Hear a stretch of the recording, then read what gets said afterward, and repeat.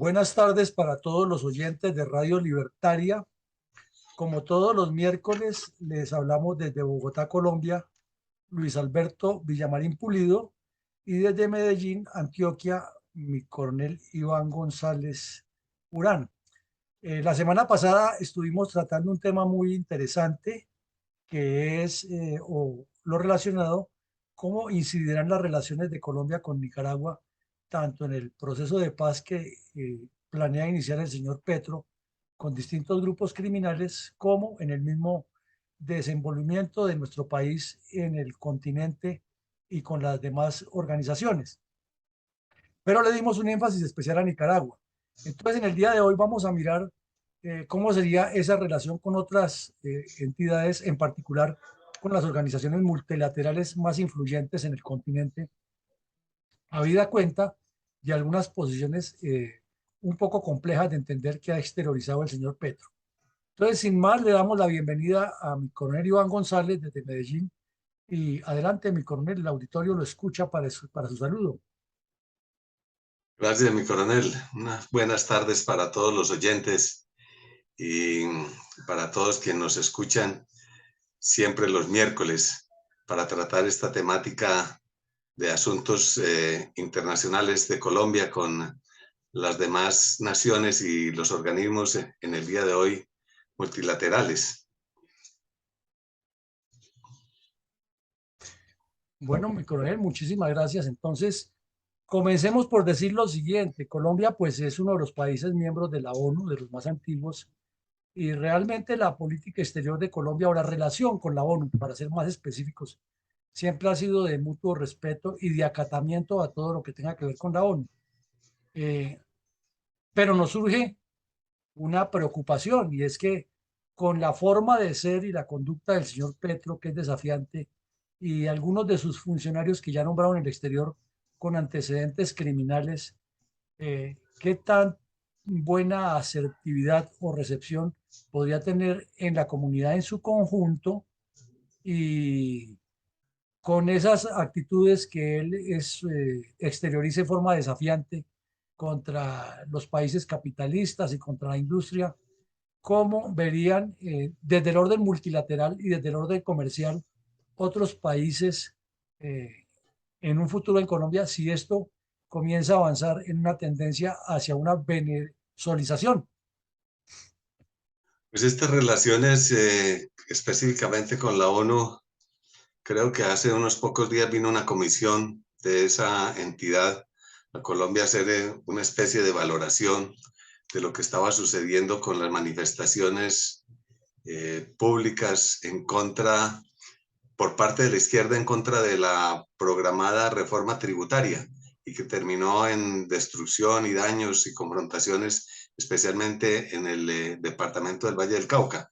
Pero ahora que el mandatario Petro ha asumido el poder del Ejecutivo en Colombia, entonces él está entrando en una especie de callejón sin salida, porque proveniendo de un grupo terrorista que tiene por fundamento pues ideologías comunistas que están en contra del capitalismo, al mismo tiempo ahora se encuentra con que tiene que vigilar los intereses nacionales que están muy fundamentados precisamente con naciones capitalistas.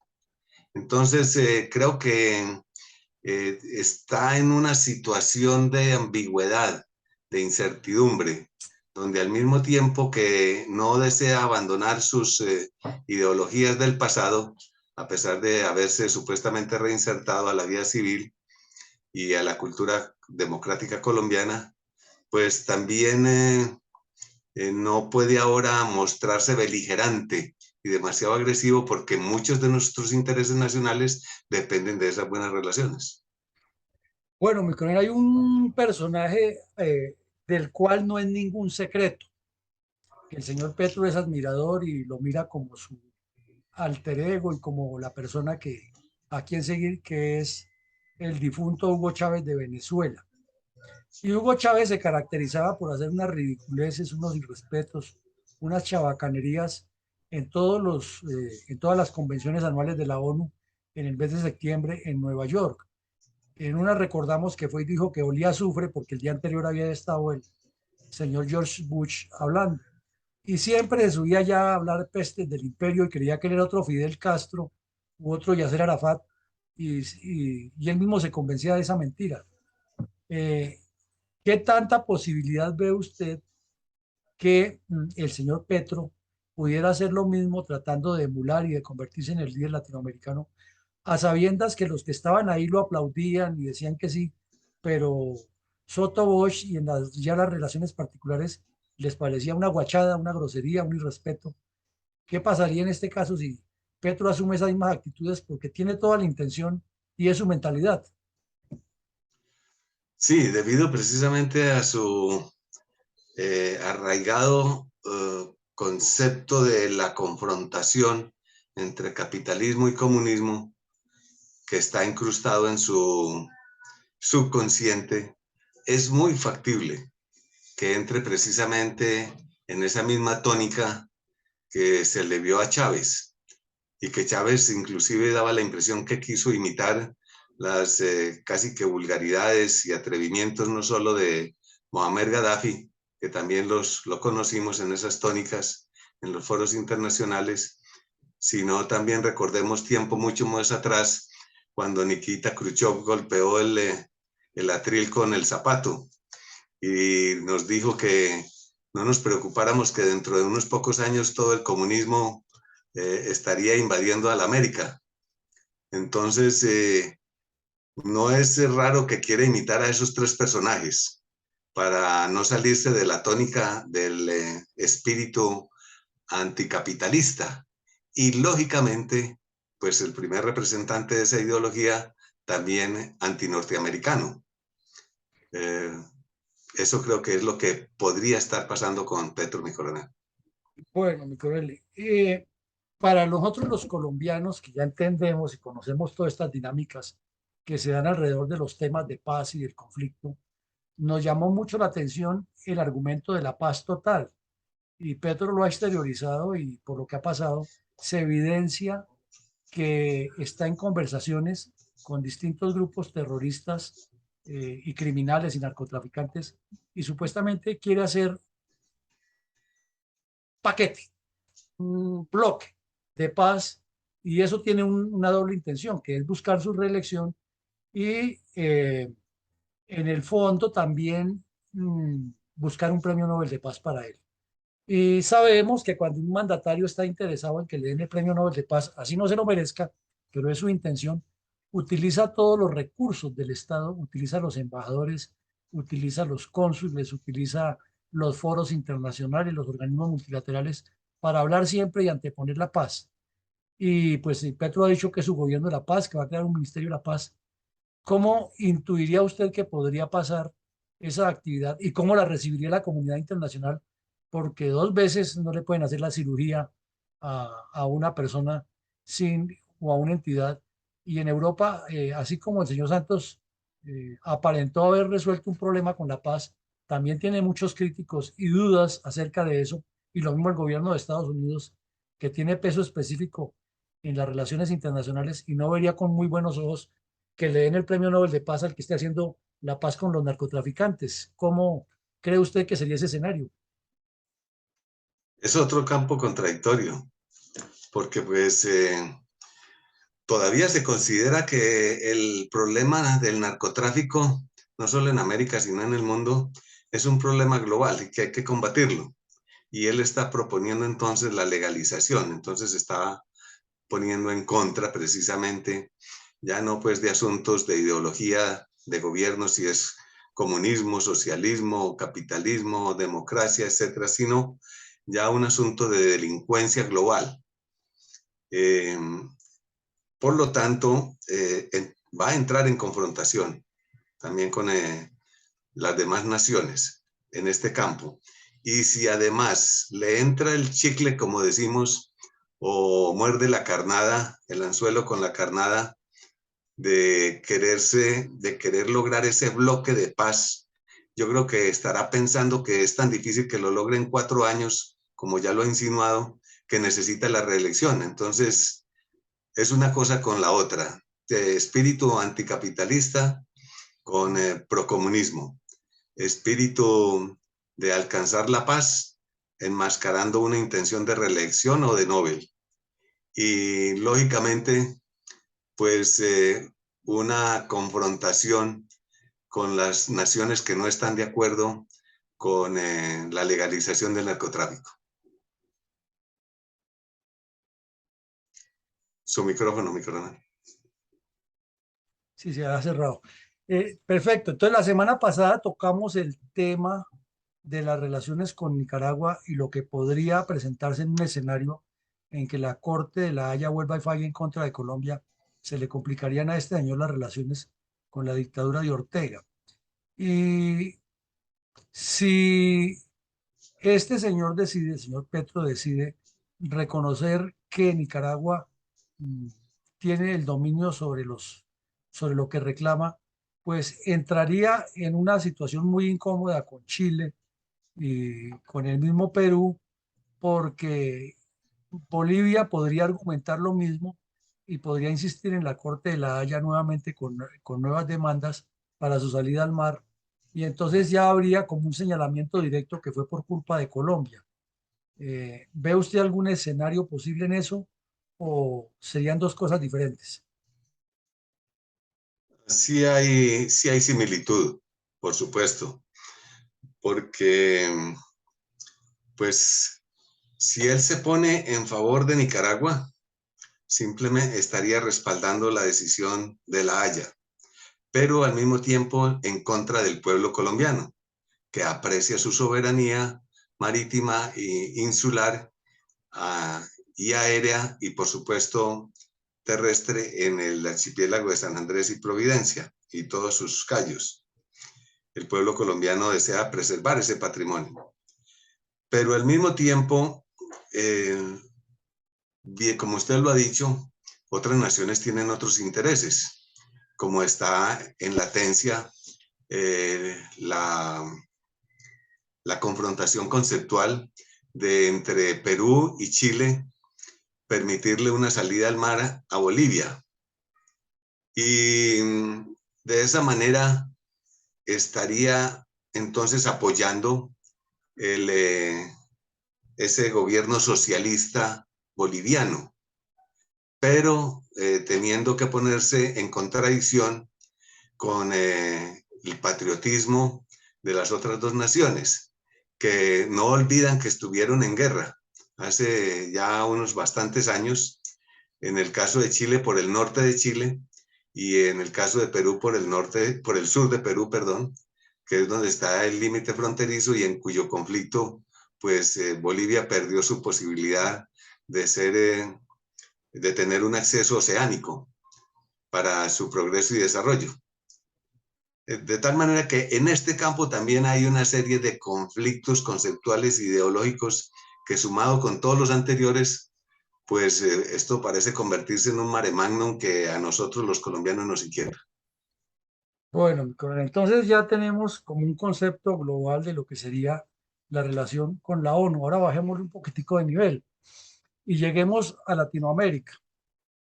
Ha sido una característica de todos los presidentes izquierdistas desafiar de manera irrespetuosa, irreverente y sin ninguna incidencia tanto a la política exterior de Estados Unidos como la presencia de Estados Unidos en la OEA, eh, particularmente con el argumento de que son un imperio y que han hecho daños. Y distinto a que hay casos puntuales en que sí se han metido los hacedores de la política americana y los mismos gobernantes en asuntos nuestros y somos víctimas de eso por lo de Panamá. Eh, no ha calado finalmente nada de eso y lo que ha hecho es generar dentro de cada país unas corrientes anti-yanquis que al final afectan es el desarrollo del país porque terminan matriculando todo lo que ocurra como si fuera yanqui. Entonces, ese es un escenario muy posible con este señor que, por ejemplo, en la Cumbre de las Américas, la próxima cumbre que él será el presidente de Colombia y estará en esa cumbre, eh, ¿será que llega con esas mismas actitudes que a Cuba hay que reconocerla? O sea, un parecido a lo que hizo López Obrador y como un miembro más de esa gavilla, o mantendrá alguna posición de tranquilidad frente a eso? Pues es otro, como decíamos, otra carnada, ya que va a ser presidente de la próxima cumbre de las Américas y tiene su ideología antinorteamericana, o al menos como mínimo anticapitalista. Es muy factible que se quiera erigir como líder, como representante de aquellos otros gobiernos latinoamericanos que han surgido con tendencia prosocialista y procomunista y simpatizantes, lógicamente, con las ideas rusas. No sería muy raro que muerda esa carnada y que se convierta en otro Chávez haciendo imprudencias o chabacanerías de mal gusto en el campo diplomático, así pueda tener razón, como usted lo decía, por tradiciones históricas o por hechos históricos del pasado, pero que de todas maneras, así hayamos salido en el pasado desfavorecidos por esa actitud pues imperativa de los Estados Unidos. De todas formas, en este momento estamos en una relativa situación de estabilidad y solamente pues en el momento nos presentamos como inconveniente a las buenas relaciones eh, por los asuntos del narcotráfico o por los asuntos de inmigración, de control de inmigrantes, que para los Estados Unidos es un gran problema, o por las también imprudencias que cometen los demás otros gobiernos contra esa nación, contra los Estados Unidos, como Nicaragua, Cuba, Bolivia, etcétera. Y lógicamente Maduro o los venezolanos. Eh, entonces es un campo abonado para que él de pronto dé pretensiones de cultivar ese espíritu, precisamente pretendiendo convertirse en alguien que puede ser el líder en esa ideología antinorteamericana. Pues aquí viene una preocupación que nos surge a quienes nos pique el bichito de la geopolítica. Y hay una realidad sobre la mesa, Jorge González, y nosotros los latinoamericanos lo sabemos. Eh, Entre los países nuestros, el comercio es muy poco eh, a nivel global y más es como sectorizado. Por decir Colombia y Venezuela, Brasil, Argentina, Chile, Argentina, de pronto un poco Chile, Bolivia, o Perú, Bolivia, o Ecuador, Perú, pero no existe como un producto latinoamericano que dijéramos que copa esos mercados y que un país sobresale más que los otros, porque más o menos los intercambios son así puntuales. Entonces, viene el punto de preocupación. El mayor socio comercial de Colombia, tanto en el hemisferio como en el mundo, es la Unión Americana, es Estados Unidos. Si se presenta ese escenario que estamos evaluando en este momento, tanto agresiones en la ONU y agresiones en las cumbres de las Américas y en la OEA y todo lo que sea multilateral del continente, ¿qué opción tendría el señor Petro con los productos colombianos frente al resto del continente, que por ahora nuestro principal socio y mayor socio de Estados Unidos? ¿Cómo haría para posicionarlos? Porque si no los posiciona, va a dejar un montón de gente sin empleo en Colombia aquí y se va a ganar la animadversión de muchos empresarios. Entonces, ¿cómo vería usted que podría él, qué recursos tendría para suplir semejante falla tan grande que si se presentara sería grave para el país? Por supuesto, porque hemos hecho muchos intentos de hacer integración comercial y económica a nivel latinoamericano, aduciendo que hablamos el mismo idioma, que tenemos fronteras contiguas, etcétera, que tenemos acceso a los mares, a los dos océanos. Muy bien, que somos, si nos uniéramos, seríamos un gran continente, tan grande como el mismo Estados Unidos, aunque no con tanto desarrollo. Y esos intentos de integración han fallado, han sido muy pobres. No hemos alcanzado la autosuficiencia comercial entre nosotros, la autarquía. Y por ese motivo somos extremadamente dependientes del comercio con los Estados Unidos, porque no podríamos aspirar que si Estados Unidos no nos compra el café, pues que nos lo va a comprar Brasil, cuando a Brasil le sobra. Sí, entonces, cosas por ese estilo. No sé si el señor Petro pensará en esos asuntos. Sí. Eh, O pero, los aguacates que México nos produce, entonces los que estamos, si México nos va a por, comprar aguacates.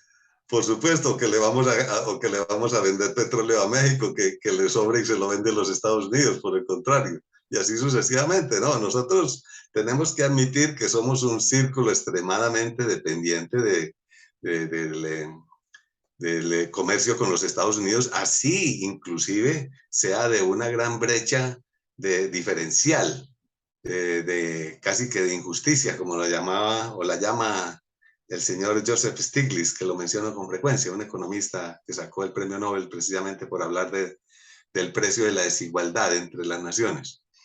Eh, pero esa es la realidad. De tal manera que si quiere de una vez romper pues ese intercambio comercial, estamos, sí, hay que admitirlo, condenados a peor situación que la que tenemos en este momento. Es decir, que entre si hay un mal en las en las deficientes relaciones con los Estados Unidos, pues peor sería si la rompemos. Bueno, mi coronel, resulta que el señor Petro en su campaña habla de dos temas esenciales, o de tres, que son eh, corrupción, paz y derechos humanos, y gravita mucho su discurso, e inclusive como lo cuestionábamos en otro espacio de esta fundación, se ha dedicado a hacer populismo y no a gobernar, y con esos tres temas hablando, pero no se muestra ninguna acción concreta. Pero hay algo que va mucho más allá, es que las organizaciones multilaterales como la Unión Europea, como la misma OTAN, están exigiéndole a sus miembros que haya esos aspectos, el respeto a los derechos humanos en todos los sentidos, inclusive los derechos de los trabajadores, los marcan ahí también como un acápite de eso. El respeto por las libertades, el respeto por los procesos en la justicia como deben ser, una mayor eficiencia en la justicia, eh, una mayor permisividad con el desarrollo de la iniciativa privada, etcétera. Entonces el señor Petro ha dejado entender que se desmovilizaría el ELN y pasaría a formar una especie de milicias o de organizaciones satélite del gobierno en las zonas rurales como una especie de policía rural. Y sabiendo los antecedentes que tienen estos criminales, acostumbrados a matar y a traficar coca y a traficar minería ilegal, pues se supone que su actuación ya como autoridades sería completamente violatoria a los derechos humanos. Y que como el señor Petro tiene esa línea de pensamiento marxista de Chávez de formar comités de defensa de la revolución, se sobreentiende también que traerá cubanos a que le entrenen ese tipo de milicias y lo protejan, y esos a nombre del gobierno agredirán a quien esté en contra o proteste e inclusive violarán derechos humanos, y eso será un INRI que le causará en los organismos multilaterales dificultades, y si comienza con todos esos populismos a ser extremista, pues también le va a pasar lo de Nicaragua y lo de Venezuela. Entonces, ¿cómo presume usted, cómo intuye que podría ser ese escenario de derechos humanos y de acatamiento o de aceptación en medio de los organismos multilaterales cuando se exacerben este tipo de comportamientos? Porque es lo más probable. La, la ideología de la defensa de los derechos humanos ha cogido demasiada fuerza en los últimos años como un factor importante en la convivencia interna de las naciones y a su vez se ha transformado en un factor de presión y de exigencia en las relaciones internacionales, donde se discrimina a aquellas naciones que no tienen buenas políticas y buenas prácticas de protección de los derechos humanos. Por tal razón, es otro factor donde hay diferencia de ideas. Pues si pretende darle cierta preponderancia o facilidades al ELN para que se incorpore a la vida civil colombiana, teniendo esos antecedentes tan tenebrosos de violaciones de derechos humanos, pues no va a ser bien visto por las demás naciones, por nuestros aliados, o así no sean nuestros aliados, pero que son colegas en los foros internacionales, y compartimos con ellos. Y además, si quiere crear esa supuesta policía rural o policía cívica al estilo de estos grupos ideológicos de Chávez, que creó Chávez, entonces pues eso sería visto como un premio a esas violaciones de derechos humanos. Y algo también muy peligroso como la conformación de comités revolucionarios, y hasta incluso pues dentro de la ideología comunista, que la tiene clara el señor Petro, existen los famosos comisarios políticos que creó el comunismo ruso para enviarlos a supervisar y controlar en forma minuciosa a todos los organismos del Estado, pero especialmente a las Fuerzas Armadas. Entonces, si él crea los comisarios políticos para las Fuerzas Armadas en Colombia al estilo ruso, al excomunismo ruso, pues tienes esa intención de que no sean, según la ideología comunista colombiana, no sean hostiles contra aquellos que violan los derechos humanos.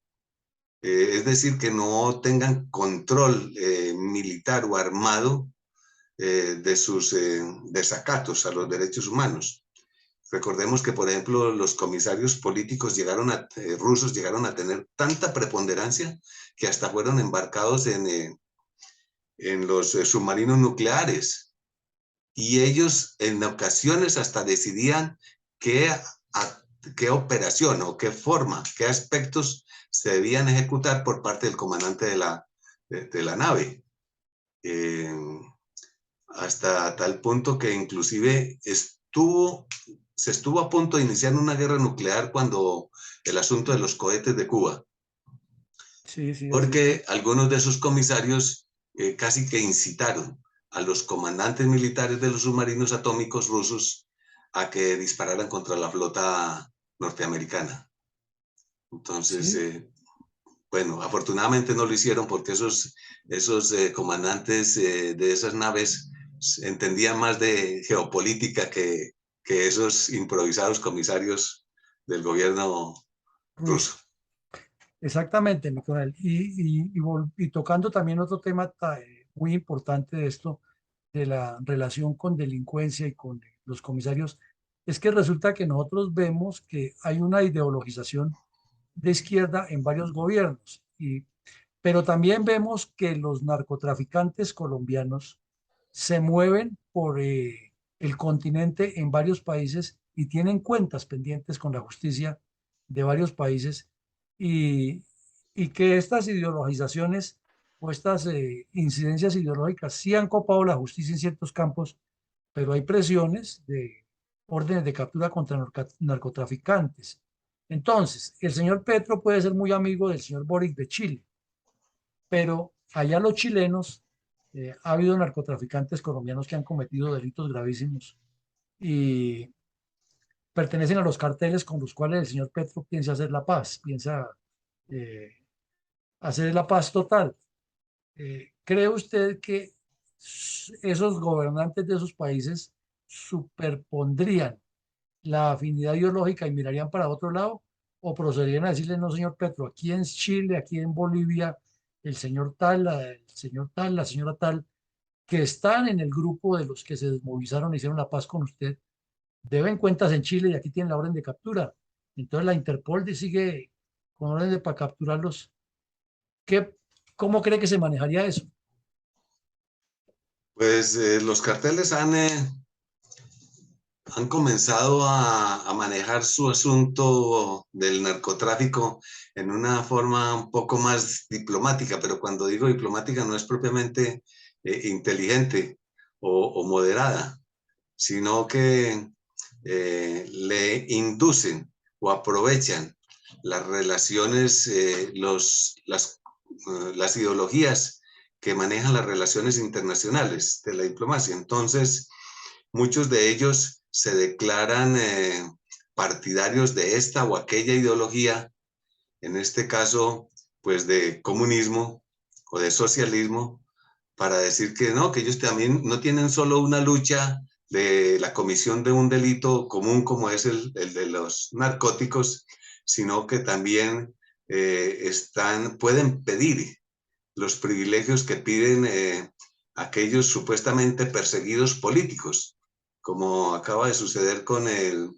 este narcotraficante de Urabá que fue extraditado a los Estados Unidos, del Clan del Golfo, y que pidió que lo fuese acogido por los privilegios que está dando la JEP, la Justicia Especial para la Paz en Colombia, y que se le considerara entonces ya como más bien un rebelde político y no como un narcotraficante delincuente común, y que por lo tanto se le suspendiera la extradición a los Estados Unidos.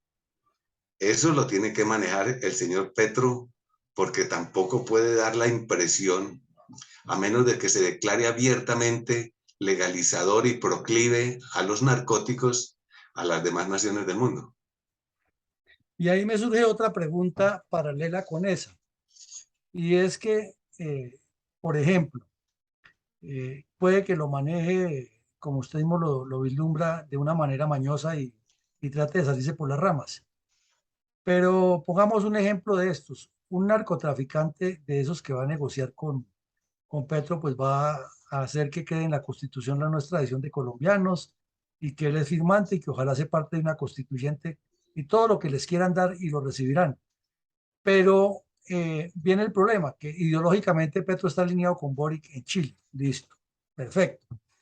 Pero allá este señor cometió unos delitos gravísimos en Chile y debe inclusive hasta condenas o juicios por asistir porque está ausente. Entonces, el señor Boric lo más seguro es que dice que respalda plenamente el proceso de paz de Santos, de Petro con las FARC, con los grupos criminales y narcos y todo lo que quiere meter en un solo paquete.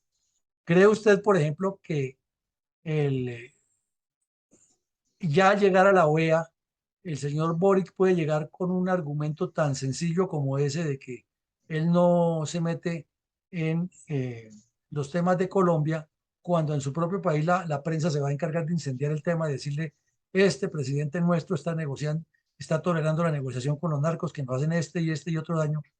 Eh, ¿Cómo vislumbraría usted ese escenario? Porque podría ser y sería complejísimo tanto para Petro como para Boric, por citar a dos correlacionados.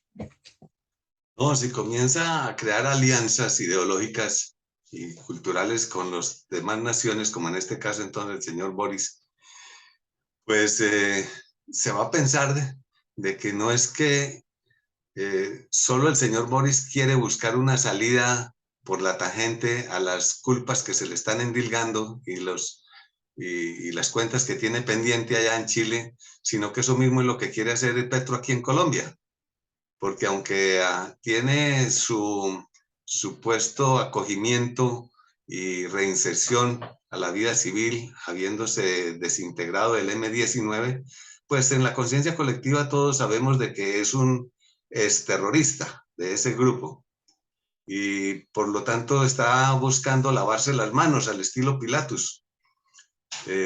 Pero eso es simplemente un camino que conduce más a la confrontación, porque indudablemente muchas naciones todavía ven con gran desprecio el negocio de los narcóticos.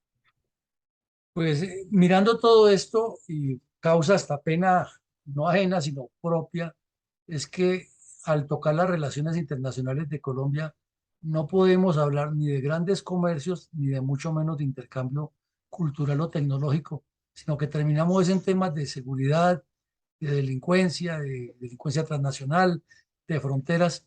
Y hay otro tema que desafortunadamente también es de delincuencia y de desasosiego, más no de proyección geopolítica, en el cual Colombia está jugando un papel importante y es el tema de los inmigrantes indocumentados que viajan hacia Estados Unidos y que pasan por Colombia por distintas razones, o porque entran por el cono sur, o porque están viviendo en el cono sur y suben hacia Estados Unidos por Colombia y Centroamérica, o porque llegan directamente a Colombia o llegan a Ecuador o a Perú.